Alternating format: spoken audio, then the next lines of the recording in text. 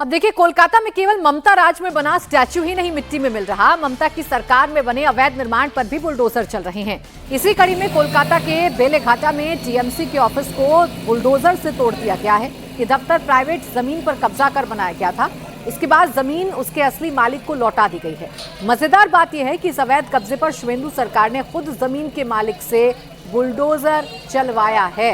ये तस्वीर भी आप देखिए, अवैध कब्जे जितने भी टीएमसी के द्वारा किए गए थे, उनके कार्यकर्ताओं के द्वारा किए गए थे, जगह जगह दफ्तर बनाए गए थे, वहां अब बुलडोजर एक्शन हो रहा है और शुवेंदु सरकार ये बुलडोजर एक्शन कर रही है।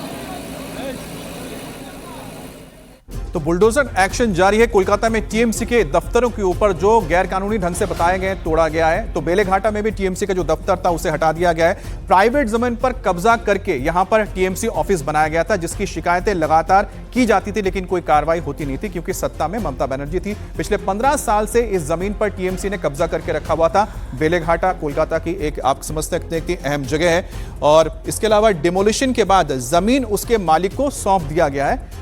बेलेघाटा से टीएमसी के जो विधायक है कुणाल घोष, वो यहीं से बेलेघाटा से आते हैं। अब उस पर वो क्या कहेंगे, उनका कोई बयान तो अभी तक आया नहीं है। अब देखिए कि मकान मालिक कौन है, मानिक लाल कुंडू। 2011 में इस पर निर्माण शुरू हुआ था। कब्जा किसने कर लिया था? टीएमसी के नेताओं ने, जो लोकल यहां पर टीएमसी के नेता थे। दिखावा किया गया था, माथकपुकुर व्यायाम समिति बनाने की बात की गई थी कि भाई हम यहां पर एक जिम्नेजियम बना रहे हैं। मकान के आगे से टीएमसी दफ्तर बना दिया गया। अब सोचिए कि फुटपाथ के ऊपर ठीक घर के सामने एक स्ट्रक्चर तैयार किया गया और उसे बना दिया गया दफ्तर टीएमसी का। मकान मालिक ने खुद अब इसको हटवा दिया है।